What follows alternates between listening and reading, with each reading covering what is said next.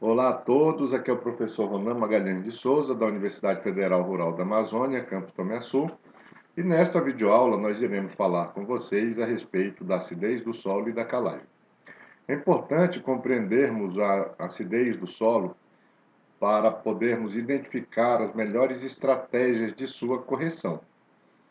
A correção do solo é uma característica bastante importante sobre o ponto de vista de manejo e conservação deste recurso, uma vez que é através da correção do solo, da aplicação de materiais corretivos, que nós conseguiremos garantir produções satisfatórias com a aplicação de fertilizantes. A correção, ela antecede a adubação na grande maioria dos casos, né, a depender do tipo de fertilizante que a gente utiliza. E esta antecedência acontece porque a correção do solo contribui com o aumento da eficiência da fertilização, da adubação realizada no solo. Se nós adubarmos um solo ácido, com elevada concentração de hidrogênio, elevada concentração de alumínio, a resposta das plantas a esta adubação, ela não será condizente com essa aplicação de fertilizantes. Então, nesta videoaula nós iremos abordar assuntos relacionados à acidez e as estratégias para se definir as doses de material corretivo e como aplicar esses materiais corretivos.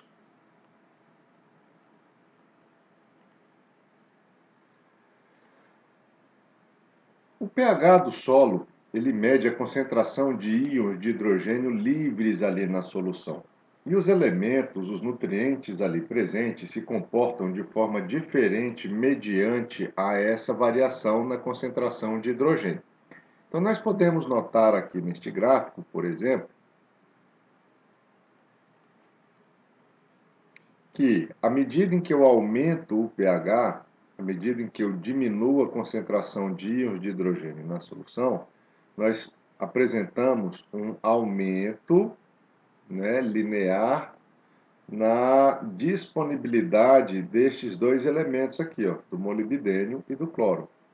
Para o fósforo, acontece um aumento a partir de um ponto em que ele fica constante essa disponibilidade, ela fica constante essa disponibilidade, e começa a haver uma redução da disponibilidade deste nutriente.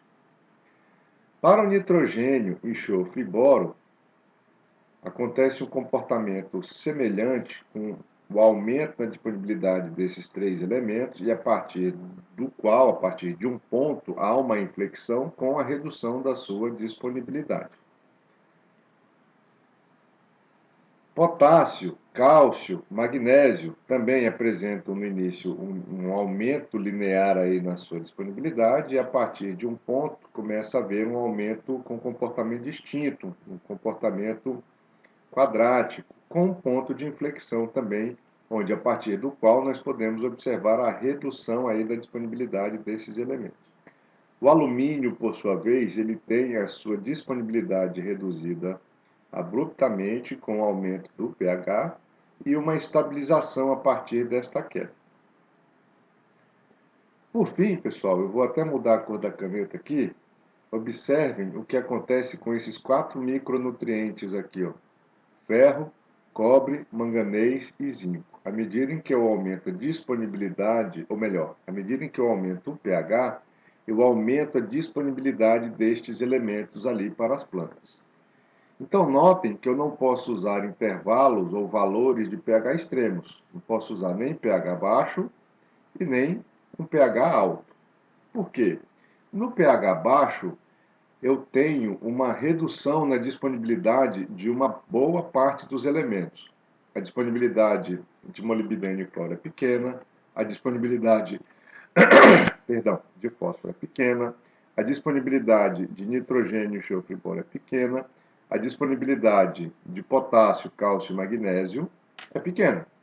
Por outro lado, se eu for para os valores maiores de pH, eu apresento um aumento na disponibilidade de molibdênio e cloro, isso é satisfatório.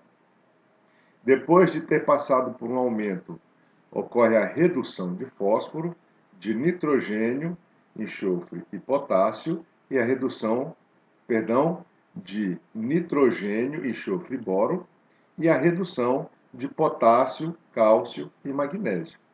E a redução de ferro, cobre e manganês, ela é vista em valores de pH elevado.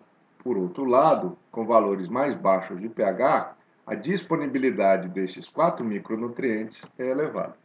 Portanto, pessoal, para que a gente tenha, para que a gente atenda às leis da fertilidade, né, as leis do mínimo, por exemplo, onde todos os nutrientes devem estar presentes ali em quantidades e em formas disponíveis para poder serem aproveitados, absorvidos pelas plantas, visando atender essa lei da fertilidade, essas proposições aí da fertilidade, é que nós temos que usar valores de pH que consigam garantir a disponibilidade destes elementos que se comportam de forma distinta mediante ao valor do pH. Então, valores intermediários aí para a disponibilidade dos nutrientes, né, macro e micronutrientes, e neutralização do alumínio, que é um elemento tóxico, esses valores intermediários aí é que seriam os valores apropriados para a gente alcançar ou ter como meta, né, durante a etapa de correção do solo, durante a etapa que antecede a adubação.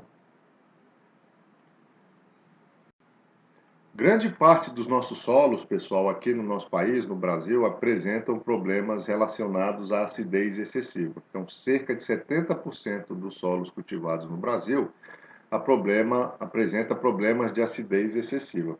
Esses problemas são muito evidentes, principalmente porque ainda existe muito empirismo na nossa agricultura. Esse empirismo ele é muito forte, principalmente na agricultura que não é empresarial, naquele modelo de agricultura aonde se utiliza de forma ineficiente esses recursos aí. Então, é muito comum a gente observar que um produtor rural, conversando com seu vizinho lá, né, com o sítio vizinho, o proprietário do sítio vizinho, eles troquem algumas informações e eles acreditam que a recomendação da calagem, a recomendação da adubação que o seu vizinho fez é a mesma que ele pode empregar na sua fazenda, no seu sítio. E isso é um dos grandes erros da nossa agricultura, porque cada sistema apresenta uma demanda, cada sistema apresenta uma característica. Então, o solo do vizinho, ele pode inclusive ser diferente do meu solo, apesar dessa possibilidade de depender muito do tamanho das propriedades, onde se encontram essas propriedades, ok? Mas, mesmo que sejam os mesmos solos, os trabalhos que são realizados dentro da fazenda, as culturas que são instaladas, o manejo que é direcionado para essas culturas é diferente do manejo das espécies, das estratégias de produção que eu adoto no meu sítio. Portanto, as recomendações que são destinadas ao sítio do vizinho nem sempre serão as mesmas recomendações que eu devo seguir, tá? Então, a gente deve estar sempre alerta a isso, sempre atento a isso daí. Conseguir assimilar aí esse empirismo, que também é muito importante, esse conhecimento que se desenvolve há milhares de anos, né, e é passado de geração em geração, ele não é um conhecimento que a gente deve desprezar. A gente deve juntar esse conhecimento com o conhecimento da academia, né, e ajustar as informações aí para que as atividades aí da propriedade consigam fluir de forma economicamente financeira, né, ambientalmente correta, socialmente justa, né? Mas, infelizmente, nós ainda temos que romper esses paradigmas aí. O produtor acredita na conversa, né, numa conversa entre vizinhos, que o que o seu vizinho faz, né, serve para a propriedade dele também.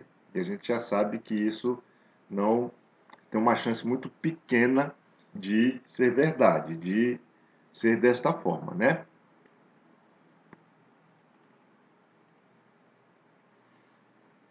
Eu falei agora há pouco que a acidificação que se refere à presença de elementos ali no solo, como o hidrogênio livre na solução e o alumínio também livre na solução.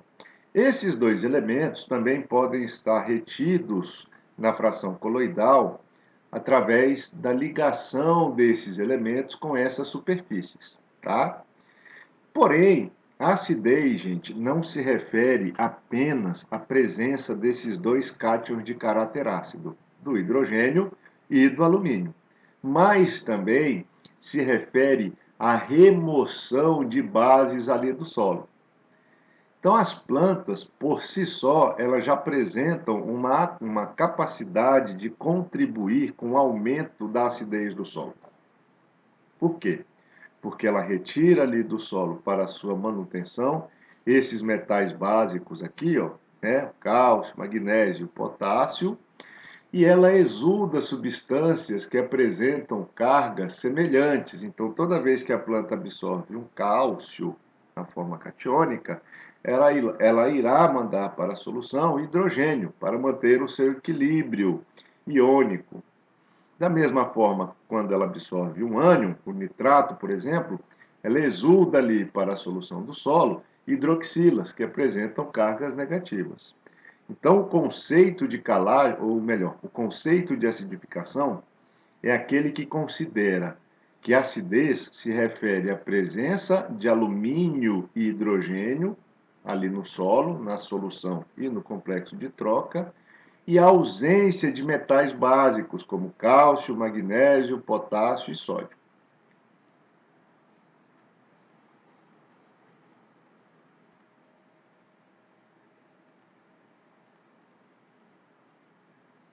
Vamos ver agora os tipos de acidez. A primeira delas é a acidez ativa. Então, lembrando os conceitos que nós já estudamos há muitos anos atrás, quando nós estávamos na escola ainda, no ensino fundamental, no ensino médio, que é o pH.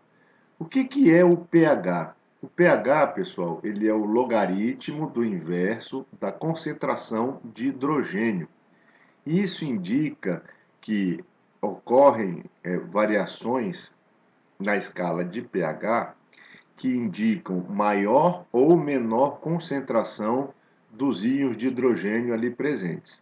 Como é o inverso da concentração do íon de hidrogênio, nós podemos perceber que, à medida em que nós aumentamos este valor aqui, ó, à medida em que se aumenta o valor de pH numa escala, nós temos uma redução na concentração de hidrogênio que resulta na elevação deste valor de pH. Por outro lado, se a concentração de hidrogênio for maior, for se elevando, nós observamos uma redução na escala do pH, ok? Então, a acidez ativa medida aí pelo pH nada mais é do que uma mensuração da concentração desses íons de hidrogênio livres ali na solução do solo, tá? A variação logarítmica deste pH, desta escala, ela acontece desta forma. Por exemplo, o pH 3 ele é mais ácido do que o pH 4.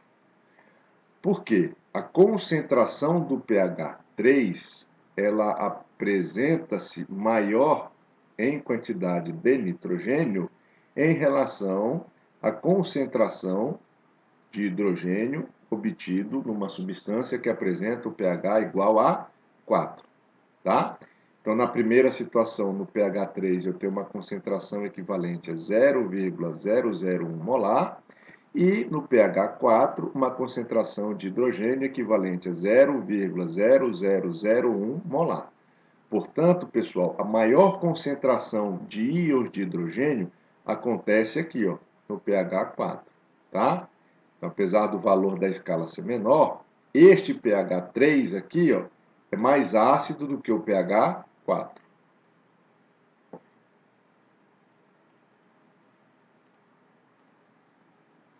A escala ela varia de 0 até 14, onde neutro é o valor referente a 7 na escala. Então, abaixo de 7, nós temos um ambiente ácido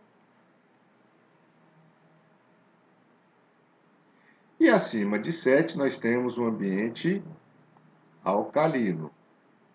7, portanto, seria um ambiente que não predomina nem o meio ácido, nem o meio alcalino.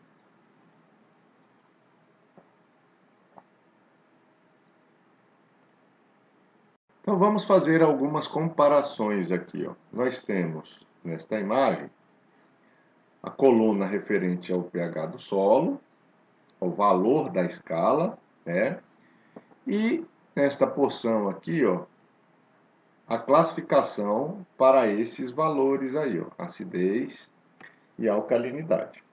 Então nós podemos notar que existem 3 linhas diferentes aí. Uma porção da tabela se refere a valores de pH que são classificados, que são considerados como alcalinos. Existe uma porção que é considerada como ácida e, de forma intermediária, nós temos o quê? Uma porção considerada como neutra. Ok? Então, se nós fizermos uma comparação entre as escalas de pH, nós podemos notar o quê?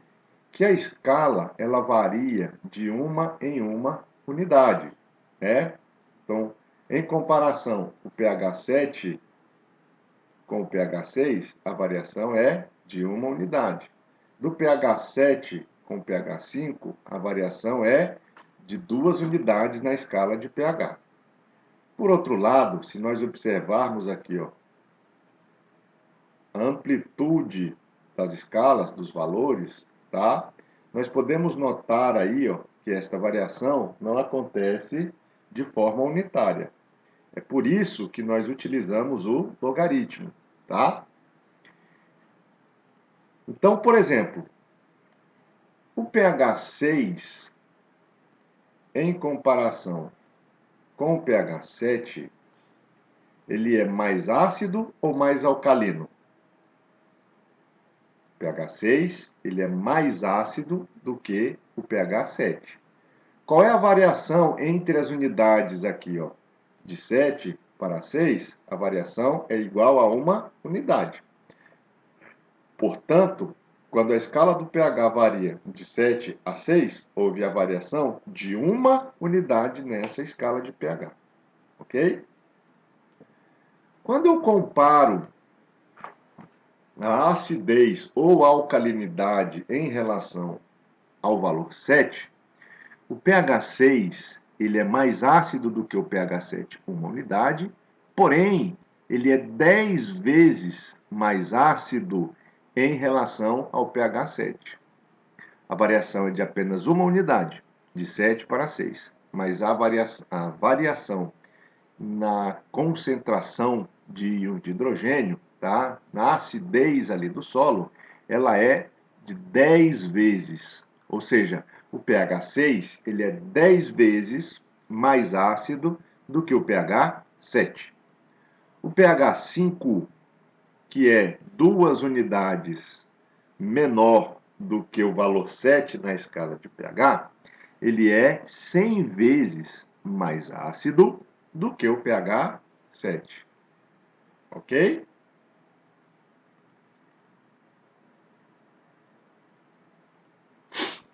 E o pH 4?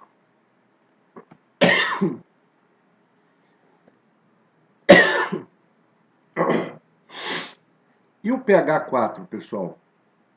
O pH 4, ele é 3 vezes menor do que o pH 7 na escala de pH, porém, ele é 1000 vezes mais ácido do que o pH 7. Ok? Então, as comparações, elas nos permitem mostrar aí que, apesar do valor diminuir uma unidade, né, na escala de pH, com relação à sua acidez ou alcalinidade, essa variação ela é representada pelo logaritmo. Por isso que o pH é uma medida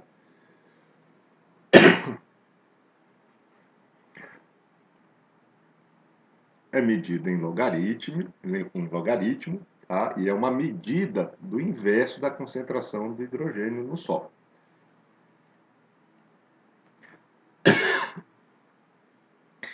Essa acidez ativa, presente ali na solução do solo, constituída pelos íons de hidrogênio, que se encontram naturalmente, inclusive, aí na crosta terrestre, ela demandaria pequenas quantidades de material corretivo para neutralizá-la. Para anular essa acidez, nós gastaríamos coisas, né, algo em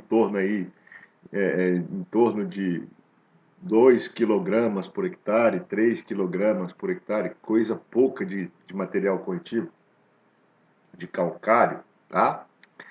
Porém, pessoal, o que acontece? À medida em que esses elementos, os íons de hidrogênio, vão sendo neutralizados ali na solução do solo, a fase sólida começa a ressuprir esta solução, enviando elementos ali para a solução que são ácidos, tá? E esse poder tampão que os solos apresenta, né? Então percebam, estou aplicando uma substância para elevar o seu pH, para neutralizar a sua acidez, mas à medida em que eu vou neutralizando esta solução com esse material corretivo, esse sistema complexo, né, constituído de partículas sólidas, de solução, de fase gasosa, por meio dessa fase sólida, consegue manter o equilíbrio ali da acidez, mandando para a solução elementos ácidos. Por isso que quando nós determinamos as doses de calcário, nós encontramos, a depender dos atributos do solo, do nível de acidez, do grau de acidez do solo, nós encontramos ali valores bastante expressivos de doses de calcário, né? Eu estou falando que a correção da acidez ativa gastaria ali 2, 3 quilogramas de material corretivo por hectare, mas por que quando a gente vai fazer os exercícios aí de definição de doses de calcário, nós temos que aplicar 3, 4, 7 toneladas por hectare de calcário, 7.000 quilogramas por hectare de calcário? É por conta deste efeito aqui, ó. À medida em que nós vamos neutralizando a solução do solo, tá? Ou melhor, a acidez dessa solução, a fase sólida mantém essa acidez, enviando a partir dela elementos ácidos para a solução.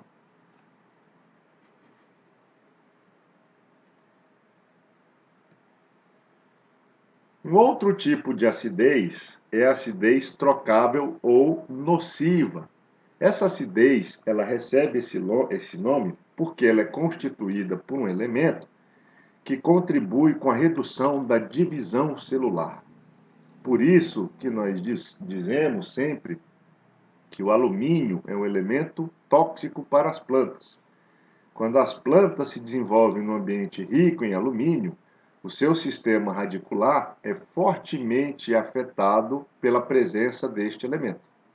Então, alumínio presente na solução do solo, presente no solo de uma maneira em geral, diminui a capacidade exploratória que a planta tem abaixo ali do solo, né, que é promovido pela raiz.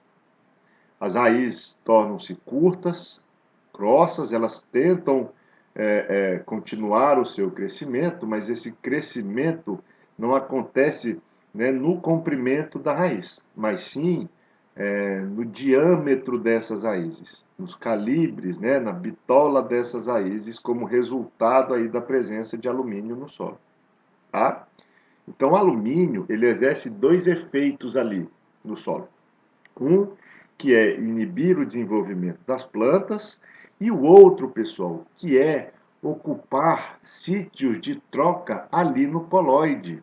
Então, quando a gente fala de CTC, da capacidade de troca de cátions, de desenvolvimento de cargas elétricas negativas, né? Essas cargas negativas que se desenvolvem na superfície das partículas sólidas do solo, é que são responsáveis pela retenção pelo armazenamento temporário de cátions básicos, do cálcio, do potássio, do magnésio, tá? Porém, se esses sítios de cargas negativas da superfície dos coloides estiverem ocupados e o alumínio realiza esta ocupação, esses elementos eles permanecerão livres ali na solução. E o que a planta não conseguir absorver pode se perder dependendo da dinâmica deste elemento ali no solo, tá? Então, essa acidez, a acidez trocável ou acidez nociva, se refere à presença de alumínio trocável ali no solo e hidrogênio trocável. O hidrogênio trocável, ele é desprezível nos solos minerais. Ele é muito abundante em solos orgânicos, ok? Por isso, pessoal, que nos laudos, nas análises químicas do solo, ao se determinar este elemento aqui, ó, o alumínio trocável, nós temos ali, ó, um atributo do solo indicado neste laudo, chamado de acidez trocável, tá? Então, o alumínio trocável, a quantidade de alumínio trocável presente no solo, se refere ao atributo acidez trocável, chamada também de acidez nociva, ok? Então, esses dois cátions aqui, ó, de caráter ácido, o alumínio e o hidrogênio, eles podem ficar adsorvidos nos coloides por forças eletrostáticas, tá? O hidrogênio, ele fica presente, o hidrogênio não trocável, que é um outro tipo de acidez, ele fica ligado ali no complexo sortivo através de ligação covalente, uma ligação muito forte, muito estável, difícil de ser desfeita, porque ela acontece através do compartilhamento de elétrons, ok? A acidez trocável, o alumínio trocável, é parte de também um outro tipo de acidez, que é a acidez potencial. Então, pessoal, nós temos 4 tipos de acidez. A acidez ativa, aquela que nós usamos para exemplificar o pH. A acidez trocável ou nociva, essa que nós temos em tela aqui. A acidez não trocável e a acidez potencial, que nós veremos em instantes. Então, como eu disse agora há pouco, o alumínio é um elemento que cessa um processo importante aí do desenvolvimento da planta, do crescimento da planta. Ele cessa a divisão celular.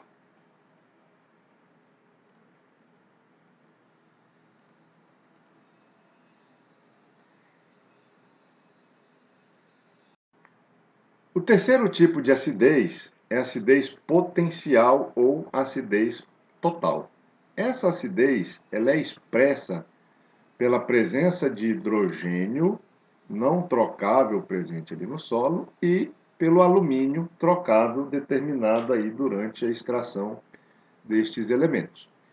Então, a acidez potencial se refere ao total de hidrogênio que está retido ali no complexo de troca através da ligação covalente, tá?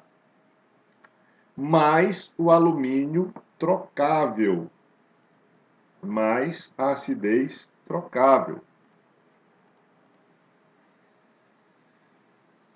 Esse tipo de acidez é o que explica por que nós não utilizamos uma quantidade pequena de calcário para neutralizar a acidez ativa, tá? Então, à medida em que os íons de hidrogênio da solução se neutralizam com a aplicação de um material corretivo, quando nós usamos esses corretivos, eles geram produtos da hidrólise desses corretivos que são capazes de se associar a esses cátions aí, ó, neutralizando a acidez desses elementos, formando produtos, né, que neutraliza a acidez desses elementos quando se encontram em outras formas, tá? Então, o calcário, o silicato, né, a cal virgem agrícola, outros insumos aí são capazes de gerar hidroxilas no solo, conseguem anular o efeito desses elementos presentes ali na solução do solo, ok? Porém, pessoal, à medida em que essa neutralização vai acontecendo, elementos ácidos que estavam presentes ali na superfície do solo, como o alumínio, por exemplo, eles vão para a solução do solo, gerando mais acidez ainda. Portanto, pessoal, o alumínio trocável gera a acidez ativa que existia apenas em potencial. Daí deriva o nome desse tipo de acidez, a acidez potencial. Então, por esse esquema aqui, ó, nós podemos observar, tá? Que a presença de hidroxilas ali no solo contribui para a neutralização de elementos ácidos, de alumínio, de hidrogênio, tá? Porém, à medida em que essas substâncias vão sendo hidrolisadas, o que a fase sólida do solo faz? Essa fase aqui, ó. O que ela faz? Ela direciona para a solução do solo esses elementos ácidos para manter o equilíbrio ali, né, das fases do solo, o equilíbrio entre a fase sólida e a solução do solo. Porém, quando esses elementos estão presentes na solução, vindos a partir da superfície de troca do solo, né, eles geram um tipo de acidez que existia apenas em potencial. Então, olha a acidez ativa novamente aqui, tá? É daí, pessoal, que nós precisamos utilizar essas grandes quantidades de material corretivo. É a partir desta informação, é por conta deste efeito aqui, que nós utilizamos essas elevadas quantidades de material corretivo. Eu neutralizo a acidez ativa presente ali na solução do solo, porém, a fase sólida do solo, né, encaminha para a solução elementos ácidos que, ao reagirem ali naquele ambiente, vão gerar mais acidez ativa. Ok?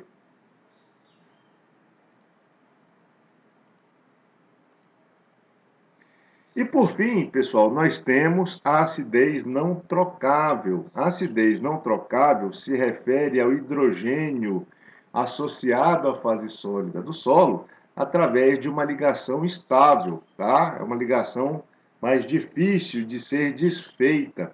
E esses elementos se associam ali à fase sólida do solo, seja ela orgânica ou mineral, né, inorgânica, promovendo aí alterações neste atributo do solo. A acidez não trocável, juntamente com a acidez trocável, se refere à acidez potencial. Esse tipo aí de acidez, ele não está presente na maioria das análises que são emitidas pelos laboratórios, tá? Mas para você identificar aí os valores de acidez não trocável do solo, a quantidade de hidrogênio retido ali no complexo sortivo que não é trocável, você pode fazer duas operações. Uma delas é a diferença entre a CTC a pH 7 do solo com a CTC efetiva, tá? Então, na análise do solo, se você tiver essas duas CTCs, o T maiúsculo e o T minúsculo, a diferença entre os valores desses dois atributos refere-se à concentração de hidrogênio não trocável no solo, ok? E uma outra estratégia é você saber que a acidez potencial do solo ela é igual à acidez trocável mais a acidez não trocável. Portanto, se você isolar a acidez não trocável, você terá que a acidez potencial do solo menos a acidez trocável se refere ao valor desse tipo de acidez aqui, a acidez não trocável. Essa acidez requer uma elevada quantidade de energia para ser desfeita. E essa quantidade de energia, ela está presente nessa substância aqui, ó, que se forma a partir da reação dos materiais corretivos do solo, quando nós realizamos esta operação, a calagem. A calagem é a correção do solo, é a neutralização desses tipos de acidez que nós estamos mostrando para vocês aqui. Ok?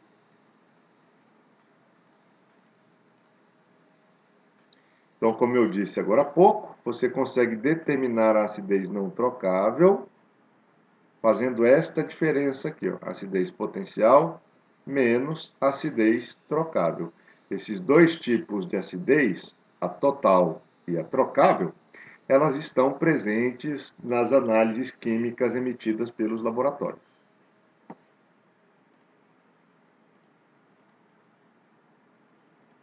Então, um resumão dos tipos de acidez é descrita aqui nesta imagem. Nós temos aqui, ó, acidez trocável, que se refere ao hidrogênio trocável e ao alumínio trocável. Porém, nos solos minerais, nós não temos o hidrogênio trocável, ok? Nós temos na solução do solo a acidez ativa, representada aí pelos íons de hidrogênio livres na solução do solo, na fase líquida do solo, tá? À direita, pessoal, nós temos a fase líquida do solo, ok? E à esquerda, a fase sólida do solo. Então, isso daqui seria uma representação didática da superfície de uma partícula sólida do solo, tá? Então, nós temos a acidez não trocável, representada aí pelo hidrogênio associado aí aos minerais que compõem esse complexo, né, sortivo do solo, e esse hidrogênio aqui, ó, muito estável, fazendo parte aí desta ligação, ele é o hidrogênio que nós chamamos de não trocável, representante, portanto, da acidez não trocável.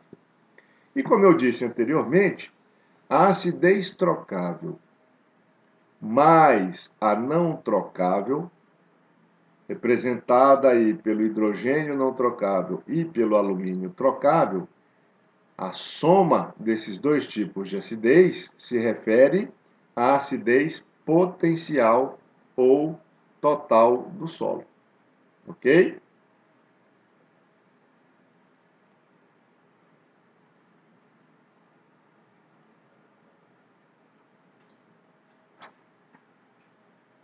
Então, para entendermos a dinâmica no solo durante esta etapa importante, que é a calagem, nós temos um exemplo aqui, ó, que mostra o produto da reação do material corretivo. Então, o calcário, o carbonato de cálcio, quando ele hidrolisa ali no solo, ele libera o cátion, que faz parte do material, o cálcio, o magnésio também faz parte, e forma hidroxilas.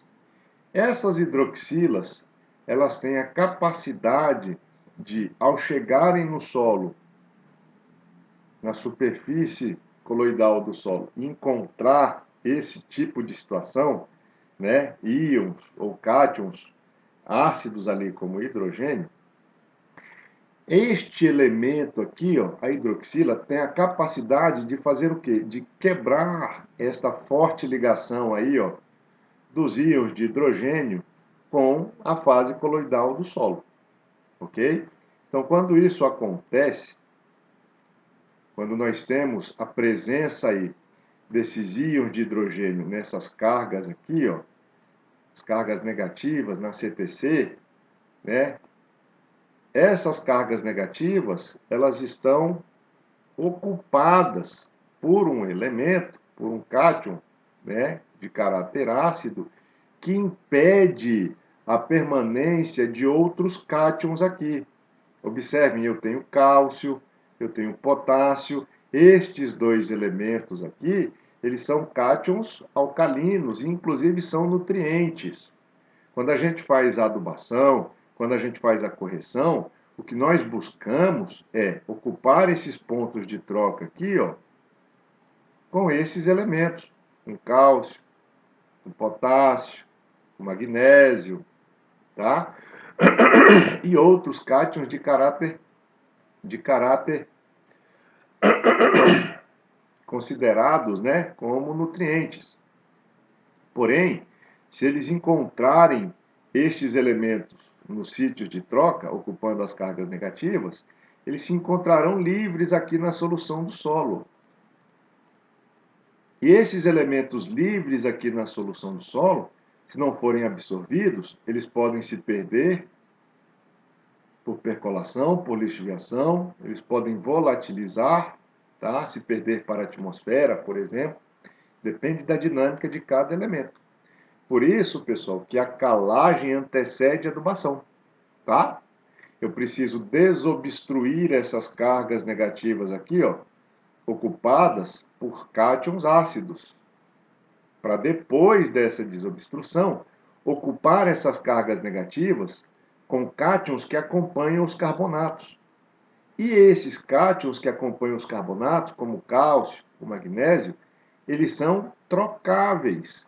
O que é um elemento trocável, professor? O trocável é quando o cálcio presente aqui na solução do solo, ao chegar aqui, ó, na superfície do mineral da fração argila e encontrar outro cátion, eles podem ser trocados. O cálcio que estava da solução vai para a fase sólida e o cálcio que estava na fase sólida parte para a solução. O cálcio da fase líquida pode deslocar esse potássio do complexo de troca. Essa carga fica ocupada pelo cálcio e o potássio vai para a solução. Ok? Então, isso que é trocável.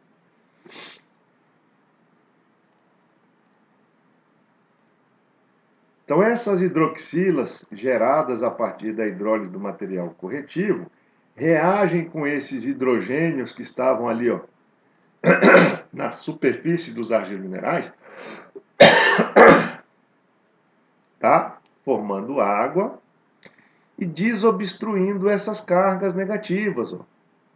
Essas cargas negativas agora, elas estão disponíveis para serem ocupadas com outros cátions. Como o calcário tem cálcio e magnésio, essas cargas negativas desocupadas aqui, ó, elas ficarão ocupadas agora com elementos trocáveis, como o cálcio e o magnésio. Ok? O poder tampão do solo. Os solos, em função da sua natureza, dos processos de formação que atuaram na sua evolução, eles apresentam características distintas mediante a esta prática, mediante a sua correção. Então, assim como as substâncias químicas tamponantes, o solo também pode e apresenta essa característica de ser um complexo tampão. O que é o tampão? Poder tampão do solo é a resistência que o mesmo apresenta em ter o seu pH modificado. Então, quanto maior a acidez do solo, maior será o seu poder tampão. Um solo muito ácido, ele precisa de uma quantidade maior de calcário em relação a um solo menos ácido, tá? Para que ocorra a neutralização dessa acidez. Um solo com muitos sítios de adsorção tem um poder tampão do que um solo com poucos sítios de adsorção. Por quê? Se eu tenho muitos sítios de adsorção, os íons de hidrogênio e de alumínio presentes ali no solo, eles vão saturar com uma quantidade maior esses complexos de troca do que aqueles solos cujo essas cargas negativas encontram-se em menor quantidade. Então, eu tenho um exemplo aqui, ó. Observem, eu tenho um solo repleto de hidrogênio e alumínio, à esquerda, e à direita eu tenho um solo com a mesma quantidade de carga, portanto, a mesma CTC, né, teoricamente, porém com menos cátions de caráter ácido.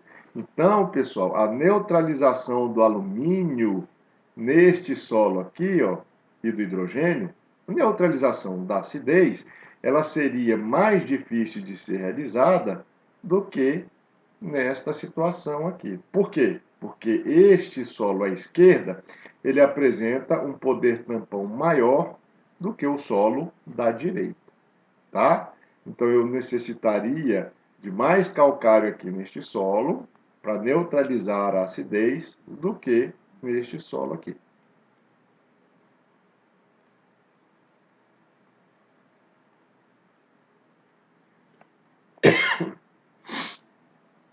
Esse poder tampão está associado à acidez do solo, mas também à sua textura, tá? Então, solos mais argilosos ou com argila de maior atividade ou com maior teor de matéria orgânica, já que a matéria orgânica tem uma capacidade extraordinária de desenvolver cargas elétricas, né? Eles apresentam um poder tampão maior do que os solos mais arenosos, tá? Ou mesmo se for argilosos, com menor teor de matéria orgânica e argila de baixa atividade. Então, o solo argiloso em relação ao arenoso tem um maior poder tampão. Solo com muita matéria orgânica em relação ao solo com menor matéria orgânica tem maior poder tampão, ok? Solos que apresentam a mesma textura, o solo com argila de alta atividade, ele tem o maior poder tampão do que um solo com argila de baixa atividade, ok?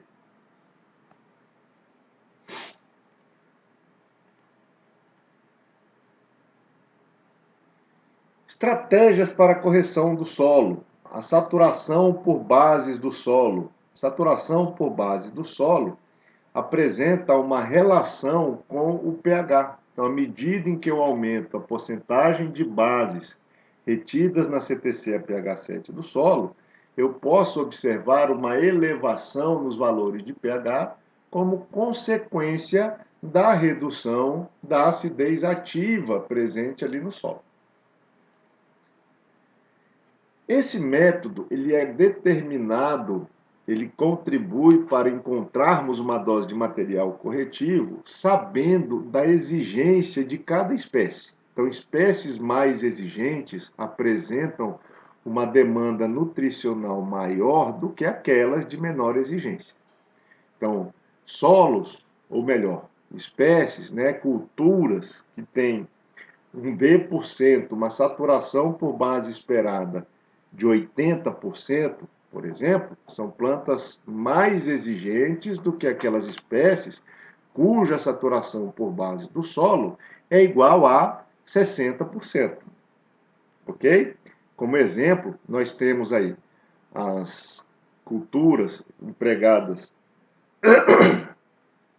nas produções, né, as olerícolas, nas produções aí das hortas, elas apresentam uma saturação por base maior do que o capim. Então, para essas culturas, algumas espécies exigem que nós elevemos esse valor, o V%, a saturação por base, para níveis de 70%. Já os capins, né, na sua grande maioria, esta saturação por base, este valor, o V%, deveria ser elevado a níveis aí que giram em torno de 40% até 50%. Portanto, neste exemplo, as plantas utilizadas na produção de hortifruti, né, as plantas utilizadas para a produção de saladas, né, dos vegetais que nós ingerimos aí durante as nossas refeições, elas apresentam uma exigência nutricional maior do que aquelas utilizadas na alimentação dos bovinos, dos herbívoros em geral, né? A necessidade de calcário, ela é expressa por esta equação aqui, ó. A sua determinação é igual a CTC a pH 7, que multiplica a diferença entre a saturação por bases esperada pela cultura, né? O exemplo que eu citei agora há pouco, então se fosse capim, eu colocaria aqui de 40% a 50%. Se fosse alface, eu colocaria aqui 70%. Se fosse soja, eu colocaria aqui 60% a 70%, ok? E a saturação por bases atual do solo. Essa saturação por bases atual encontra-se na análise química do solo realizada pelo laboratório.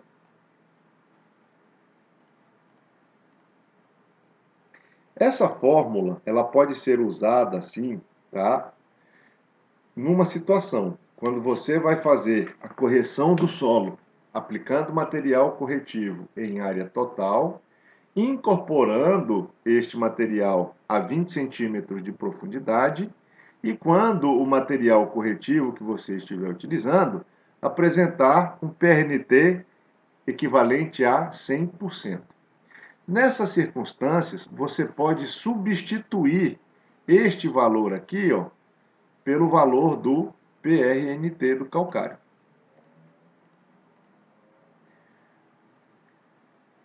Ou, se você não fizer essa alteração na necessidade de calcário, você precisa ajustar a dose de material corretivo, determinando a quantidade de calcário. A quantidade de calcário é igual à necessidade de calcário vezes a profundidade de incorporação do material corretivo dividido por 20, vezes a superfície de cobertura do calcário, a área em que você vai aplicar o calcário, 100% seria a área total, né? Vezes 100 dividido pelo poder relativo de neutralização total do calcário. Atenção! Se você mudar aqui nessa fórmula o 100 pelo PRNT, você não precisa usar este pedacinho aqui da fórmula da quantidade de calcário, tá? Então, recapitulando, esta equação, ela pode ser usada substituindo o valor aí do PRNT, ou melhor, o valor aí do denominador, pelo PRNT do calcário, dividindo tudo isso aqui pelo PRNT do calcário. Quando eu posso fazer isso, professor? Somente quando a calagem for feita em área total e o material corretivo for incorporado a uma profundidade de 0 a 20 centímetros. Isso, pessoal, é uma prática muito comum para a formação das lavouras, a formação dos pomares, a formação das pastagens, onde você tem a condição de incorporar o material, porque eu não tenho nenhuma vegetação ali, né, comercial, e de aplicar em área total. Agora, se você tem culturas perenes, como as pastagens, os pomares, né, você não aplica mais o calcário em área total e nem incorpora mais de 0 a 20 centímetros. Daí, você precisa lançar mão desta equação que vai corrigir isso daí para você. Ó. A profundidade de aplicação, né, de incorporação, na verdade, e a superfície de cobertura, né, a área de aplicação do material corretivo. Ok?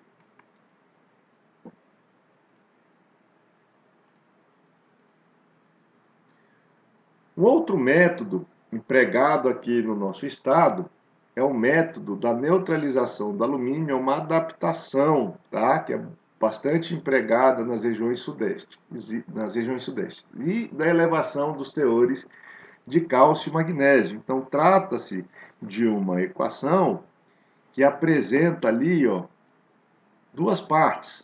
Uma parte se refere à neutralização do alumínio e a outra à elevação dos teores de cálcio e magnésio das culturas. Essa equação considera que existem espécies que são mais tolerantes à presença do alumínio, como, por exemplo, as gramíneas, os capins que eu citei agora há pouco, como exemplo, né? Em relação a outras plantas mais exigentes, como, por exemplo, as olerícolas, tá?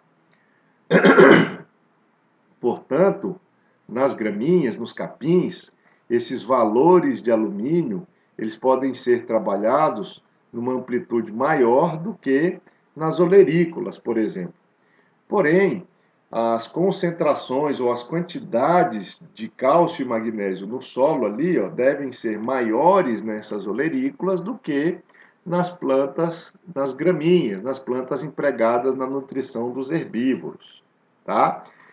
Atenção, não quer dizer que um capim, por apresentar uma saturação por base esperada menor, por tolerar mais alumínio, né, por se desenvolver com quantidades menores de cálcio e magnésio trocáveis no solo, seja uma espécie que não deva receber atenção a esses atributos.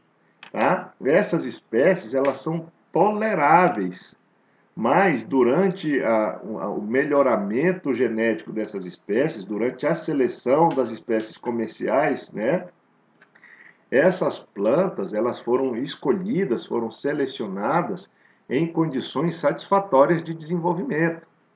Então, elas respondem também à neutralização do alumínio, à elevação dos teores de cálcio e magnésio, e nós não devemos negligenciar a correção e adubação do solo nessas áreas de pastagens, que são formadas com gramíneas, tá bem?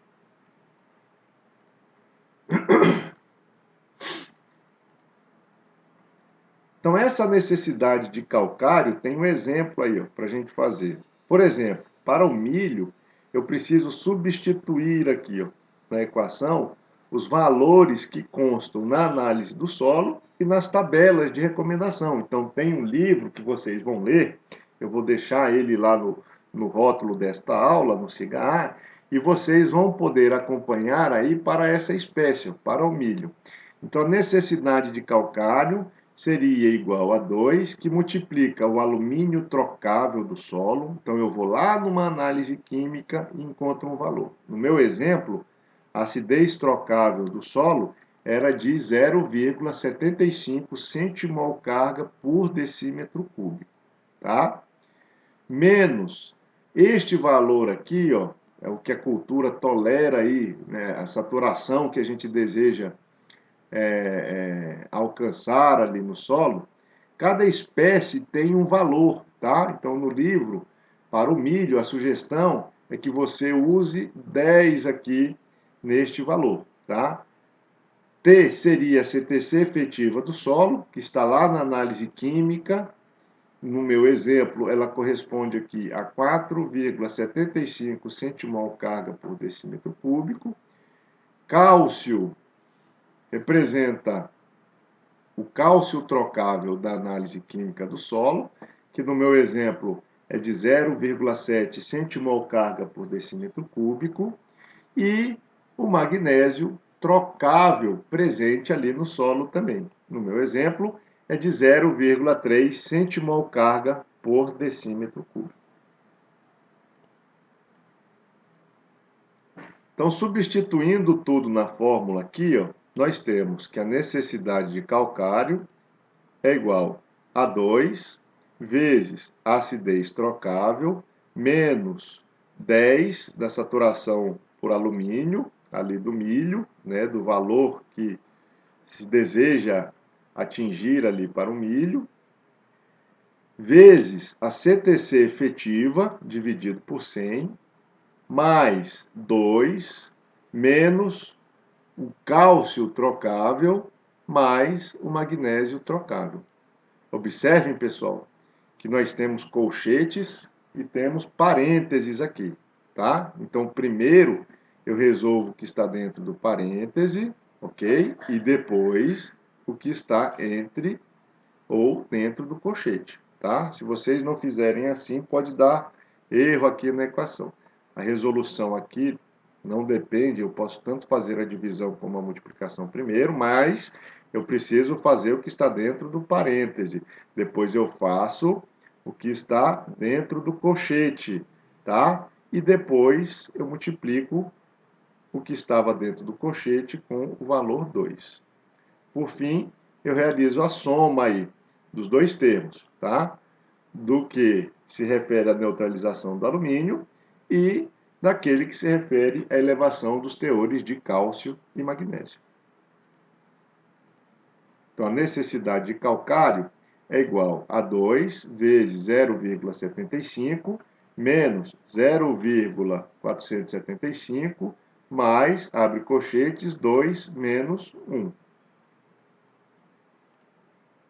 A necessidade de calcário é igual a 2 vezes 0,275 mais 1. E a necessidade de calcário por este método, utilizando este exemplo, e para essa espécie aqui, ó, para o milho, seria de 2.000 quilos, 2.550 quilogramas, ou 2,55 toneladas por hectare de calcário. Ok, turma? Para a aplicação deste calcário em área total, né, eu vou utilizar lá a incorporação a 20 centímetros de profundidade, aplicando material em área total, mas eu necessitaria fazer a correção da quantidade de calcário corrigindo o PRMT do material, tá?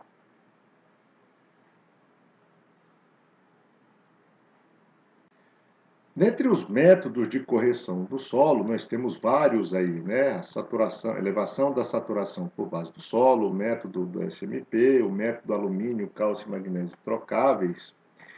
E sempre me perguntam qual seria o melhor método, professor, para esta avaliação aí, para a definição das doses de material corretivo. Então, esses autores aqui, ó, eles apresentaram as estimativas de dose de material corretivo para alguns métodos, tá?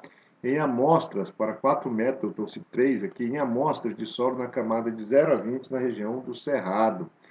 E eles observaram aí, ó, respostas distintas para a definição dessas doses, tá? Com 3,3 toneladas por hectare para o método da saturação por bases, 3,1 tonelada para o método SMP e 2,6 toneladas por hectare para o método da elevação dos teores de cálcio e magnésio e neutralização dos teores de alumínio.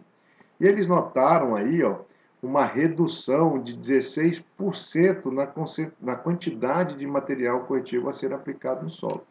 E eles concluíram que existe a possibilidade de você aplicar doses de calcário que são subestimadas ou superestimadas. E isso, quando você utiliza este método da neutralização do alumínio e elevação dos teores de cálcio e magnésio, é influenciado pela CTC do solo, pela CTC a pH 7 do solo. Então, esses autores notaram que é uma superestimativa do que se deve aplicar de calcário quando o solo apresenta uma CTC a pH 7 baixa, tá? Menor do que 4 centimol carga por decímetro cúbico, e uma subestimativa da dose de calcário quando a CTC a pH 7 do solo é elevada, acima de 12 centimol carga por decímetro cúbico.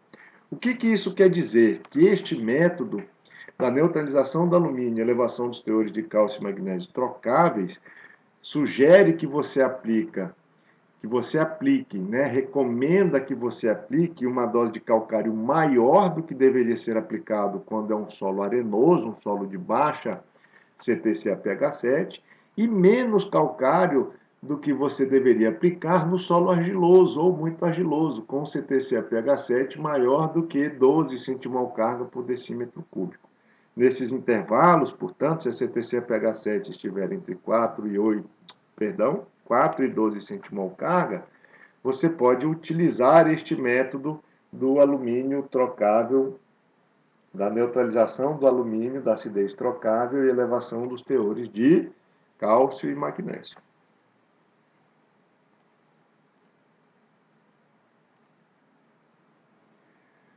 O material corretivo, ele tem um poder de neutralização, poder relativo de neutralização total. Esse poder relativo de neutralização total, ele indica a capacidade que esses materiais corretivos possuem de neutralizar a acidez.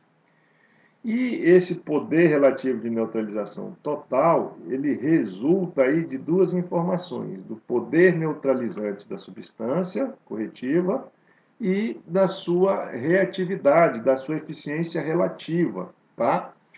Então, olha um exemplo aqui, ó.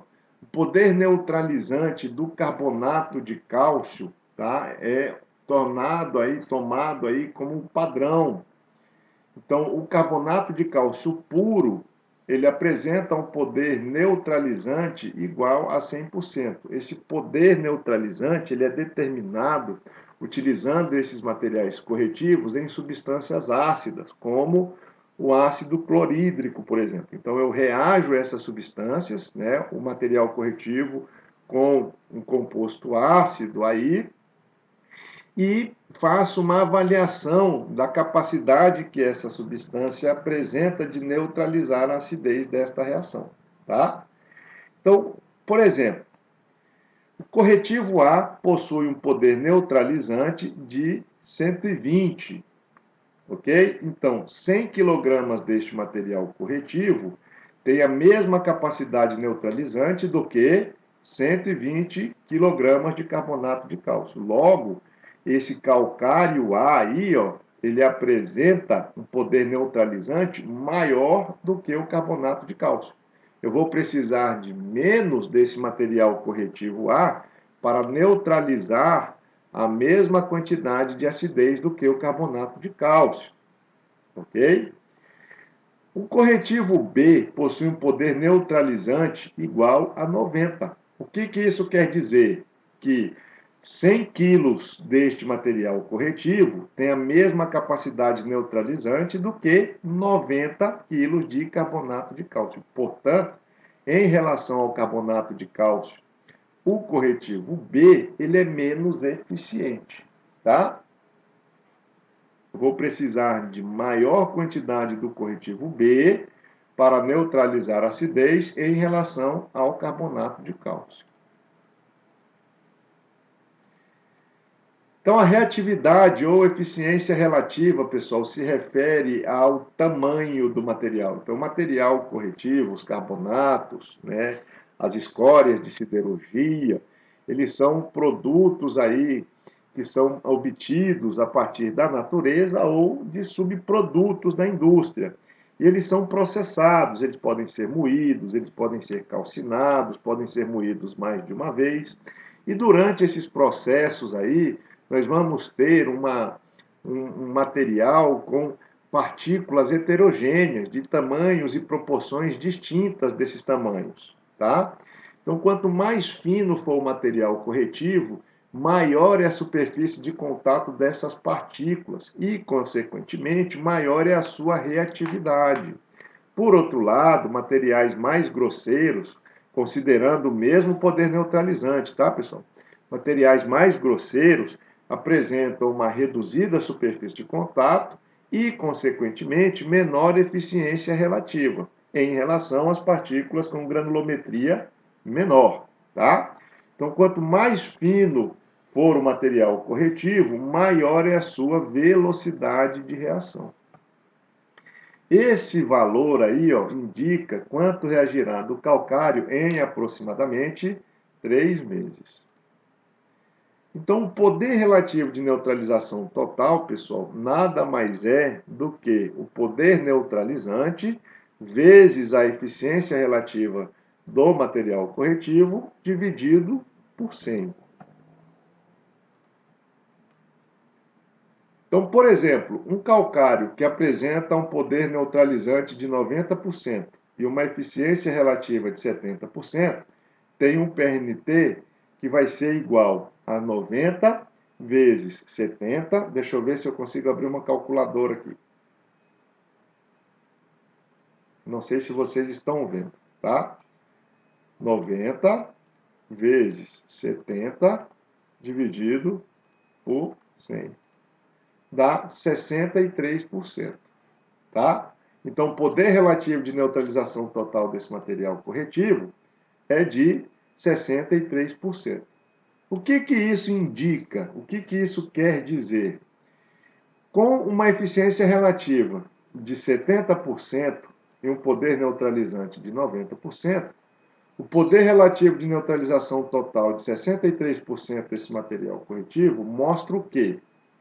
70% do seu poder neutralizante de 90% vai reagir durante um período de 3 meses. Então, 63% desse calcário vai reagir durante um período de 3 meses.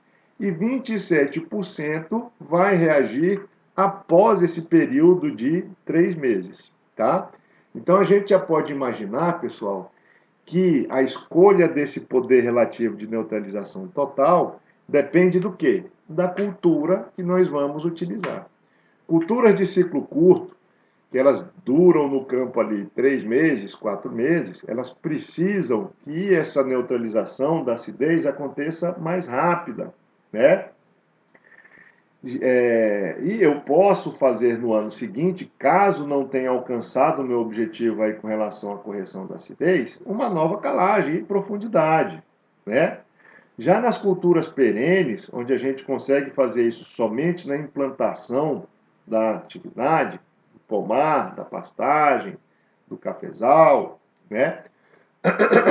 Se eu utilizar calcários que têm um poder residual maior, como o plantio é a ocasião onde eu consigo incorporar em profundidade o material corretivo pela última vez, né? Quando eu faço a utilização de materiais que apresentam um efeito residual maior, esse calcário ele passa reagindo em maior profundidade por mais tempo. Então eu posso utilizar um calcário mais grosseiro, tá?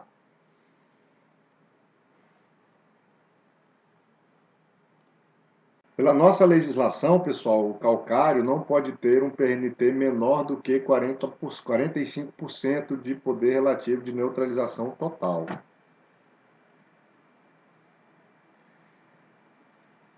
Em função do PNT e do preço dos materiais corretivos, eu consigo fazer uma relação aí entre esses valores e comprar um calcário pelo seu PNT. Conseguir comprar uma quantidade de calcário que vá reagir de forma mais rápida, tá? Uma quantidade maior de calcário que reage de forma mais rápida. De certa forma, os materiais corretivos disponíveis no comércio, eles são mais caros em função do seu processamento. Então, o calcário com poder relativo de neutralização maior, de certa forma, de maneira geral, ele é mais caro do que um calcário com menor PNT, com calcário que é menos processado ou mais grosseiro, tá? Então, com base nisso, a gente consegue determinar qual é o preço por tonelada efetiva do calcário utilizando esta fórmula aqui, ó. 100 vezes o preço por tonelada do calcário na propriedade dividido pelo PRNT do calcário.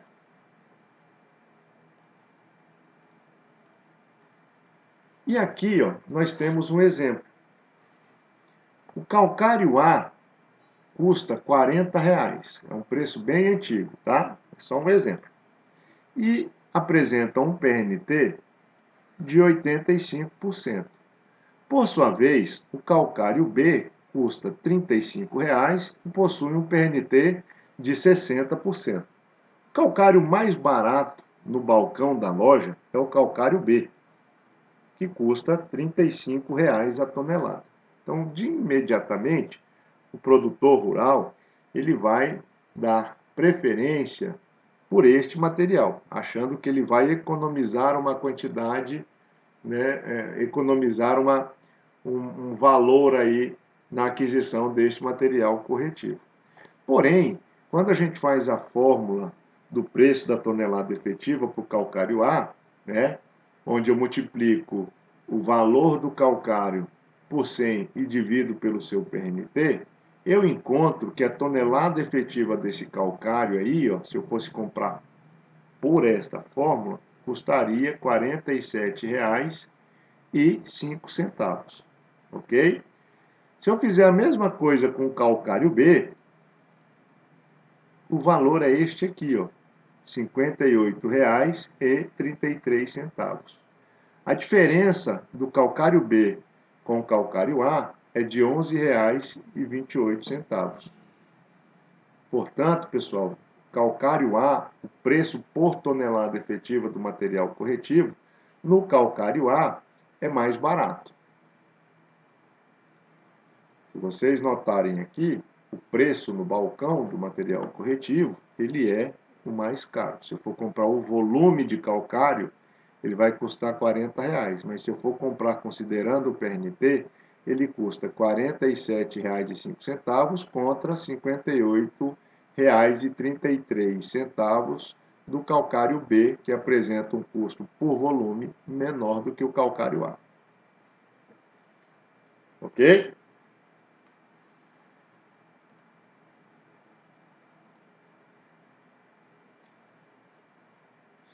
Orientações, né? Realizar a aplicação do calcário 2 a 3 meses antes do plantio. Como é uma base fraca, esse material precisa reagir com bastante antecedência. Se eu fizer a aplicação muito próximo do plantio, e é no plantio que a gente realiza a adubação, não é? Aqueles sítios de adsorção dos complexos sortivos ali, das superfícies dos argilominerais, dos carbonatos, né, dos grupos carboxílicos ali da matéria orgânica, enfim, os sítios de adsorção, eles estarão, se o solo estiver muito ácido, todos saturados com alumínio e hidrogênio, se não boa parte dessas cargas negativas aí. Então, se eu fizer a calagem não respeitando esse tempo, né, quando nós aplicarmos os fertilizantes, os elementos que vão surgir ali da solubilização desses insumos, eles não encontrarão lugar ali nos sítios de troca do complexo coloidal, do complexo sortivo, tá?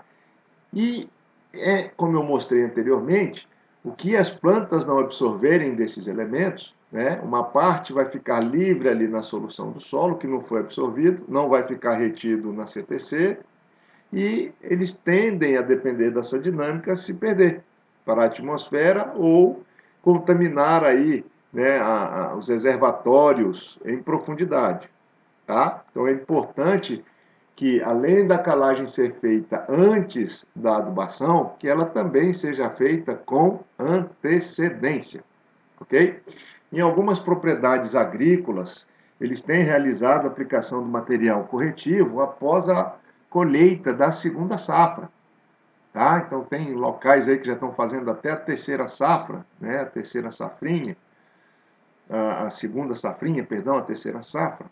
E eles têm feito a aplicação de calcário após a colheita desta safra. Então, no seguinte ano agrícola, esse material corretivo passou ali, né, durante o período de inverno e mais um pouco além desse prazo aí de 2 a 3 meses antes do plantio, né? O calcário deve ser aplicado uniformemente na superfície do solo. Eu preciso incorporar esse material mecanicamente. A melhor incorporação é essa, né? Em sistemas estabelecidos, quando a gente vai fazer a manutenção aí das pastagens, das lavouras, dos pomares, né? do açaizal, do pimental, do cafezal, esse material é aplicado sobre a superfície do solo, considerando a área de aplicação, né? E a sua incorporação, pessoal, acontece de forma natural. Por isso que eu preciso corrigir esta informação lá na fórmula da quantidade de calcário, alterando o valor ali ó, da PF, né, da profundidade, por um valor hipotético aí, que varia de 5 a 7 centímetros. 5 para um solo argiloso e 7 centímetros para um solo arenoso, onde o material corretivo tem chance de se movimentar em maior profundidade. Como eu disse agora há pouco, nós devemos considerar essa informação. Realizar a análise do solo anual, muito evidente para sistemas de ciclo curto, tá? Para aquele sistema de ciclo mais perene, essa amostragem pode ser feita com uma frequência menor, a cada 2, 3 anos, tá? Para plantas perenes, sistemas onde a gente incorpora o calcário no início, a sugestão é de você utilizar materiais com maior efeito residual. Principalmente quando a gente faz a correção do solo em profundidade e em covas, tá? Em covas de plantio.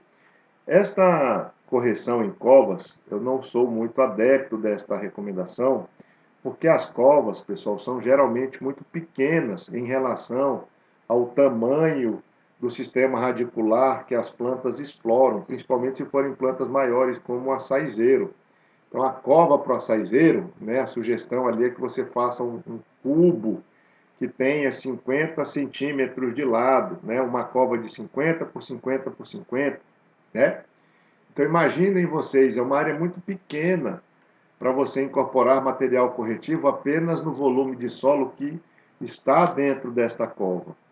E as raízes de açaí, elas se deslocam dali desta cova. Então, a parte das raízes que sai da cova, ela não vai ter condições de se beneficiar aí da correção, né? Dentre os benefícios, como nós falamos anteriormente, inclusive está a absorção de cálcio também, ok?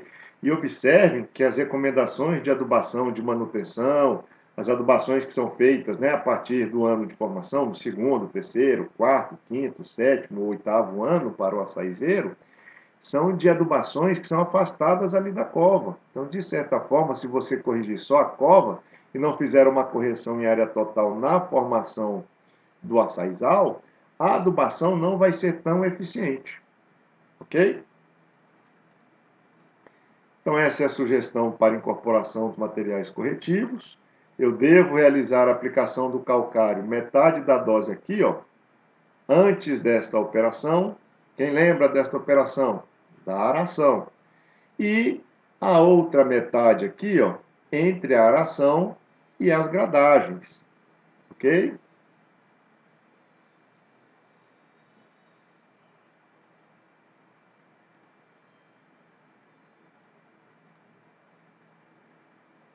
Esses são equipamentos empregados na distribuição do corretivo, o distribuidor de sólidos, né? Eles observem aí que eles fazem muita dispersão, né? Como é uma partícula muito, como são partículas muito finas, esses pêndulos aqui, ó, esses mecanismos ejetores aí do sólido fazem com que a deriva aí do calcário seja alta, né? Dá para ver aqui, dá para ver de longe, pessoal, quando estão aplicando esses insumos de partícula muito diminuta, tá? E nós temos aí outras estratégias, como este implemento aqui, que faz a deposição de filetes de material corretivo, né? Espalhando menos aí o calcário em áreas onde não deveria ser realizada a calagem, ok? Então é isso que nós tínhamos para falar com vocês a respeito de acidez e calagem. Encerra aqui. Nós temos um documento, nós iremos fazer a leitura, estará disponível lá no CIGA, é o Boletim Técnico número 2 da Associação Nacional para a Difusão de Adubos, a ANDA. Eu vou deixar o link lá para vocês poderem acessar o capítulo referente a este assunto. Um abraço, até a próxima, fiquem com Deus e se cuidem.